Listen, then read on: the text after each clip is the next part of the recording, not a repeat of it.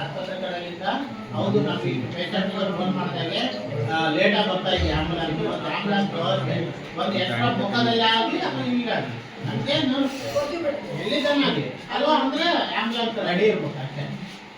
Late ಆಗ್ತಾ ಇದೆ.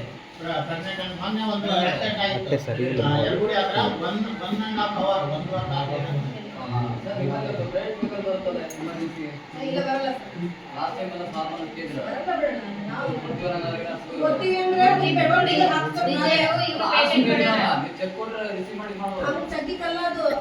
Ambulance ಕೊಡ್ತಾರ ಕೊಟ್ಟರೆ ಡ್ರೈವರ್ ಇರ್ತಾರಲ್ಲ.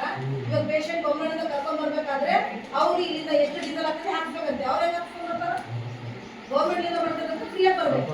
1 ವರ್ಷ ಇಂದ ವಾಪಸ್ ಹೋಗುತ್ತೆ. ಅದಕ್ಕೆ ಮತ್ತೆ ನಿಮ್ಗೆ ಎಮರ್ಜೆನ್ಸಿಗೆ ನಿಮ್ಮ ನಂಬರ್ ತಗೊಂಡಿದ್ದೀನಿ. ಕೆಲವರು ಏನ್ ಕೊಡಬೇಡ ಈಗ ಪೇಷಂಟ್ ಹಾಕಿ ಹೋಗ್ತಿದ್ದೆ ನಾವು. ಕೆಲವರು ಸುಮ್ಮನೆ ಕಳಿಸ್ಬೇಕು ಅಷ್ಟೇ. ಸರ್ ಸೆಕ್ರೆಟರಿ ಸರ್ ಏನ್ ಕೊಡ್ಕೊಬಿಡ್ರು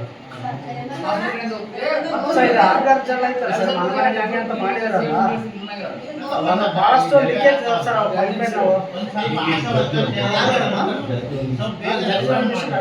ಬಹಳಷ್ಟು ಲೀಕೇಜ್ ಇದೆ. ಕಾರಣ ನಾಲ್ಕು ಹೋಗ್ಬಿಟ್ಟದಾವೆ ಕಡೆನೇ ಇದೆ ಸರ್. ನಮ್ಮ ಮನೆ ಹತ್ರ ಇದೆ ಸರ್ ಲೀಕೇಜ್.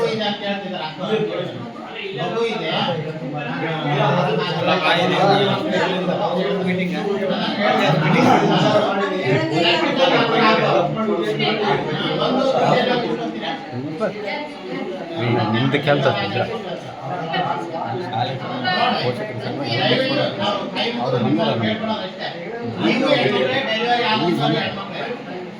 ಆ ದುಡ್ಡು ಇಸ್ಕೊಂಡಿದ್ರೆ ಅದು ಯಾವ್ದು ಸಂಬಂಧ ನನಗೆ ಗೊತ್ತಿಲ್ಲ ಅಂತ ಕೆಟ್ಟದಲ್ಲ. ದಯವಿಟ್ಟು ಇಸ್ಕೊಳ್ಳೋದಿದ್ರೆ ಖಂಡಿತವಾಗ್ಲೂ ಇಸ್ಕೊಳ್ಳಿ. ನನ್ನ ಹತ್ರ ಬಾಯಿ ಮಾತು ಹೇಳ್ತಿದ್ದಾರೆ. ನಾನು ಹೇಳಿದ್ದೀನಿ ಒಂದು ರೆಕಾರ್ಡ್ ಮಾಡಿ ಬಾಯಿ ಮಾತು ಹೇಳಿದ್ದಾರೆ. ನಾನು ಬಾಯಿ ಮಾತು ಹೇಳಿರೋದ್ರಿಂದ ಅದನ್ನ ಜಾಸ್ತಿ ಓವರ್ ಮಾಡಕ್ ಹೋಗ್ತಾ ಇದ್ದಾರೆ.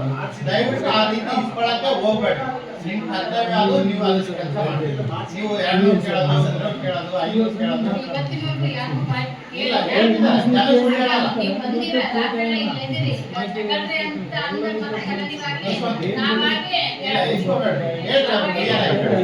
ನಾವು ಇಸ್ಕೊಳ್ಳಂಗಿಲ್ಲ. ಅದು ನಮ್ಮ ಕೆಲಸ ಅಲ್ಲ. ಏನನ್ನ ಬೆಳಿಗ್ಗೆ ಹೋದಾಗ ಮಧ್ಯಾಹ್ನ ಟೈಮ್ ಪೇಷಂಟ್ ಮಧ್ಯಾಹ್ನ ನಮ್ಮ ಆಶಾವರ್ಕರ್ ಇರ್ತಾರೆ. ಅವ್ರಿಗೆ ಊಟ ಬಯಸ್ಕೊಂಡು ಊಟ ಮಾಡಿ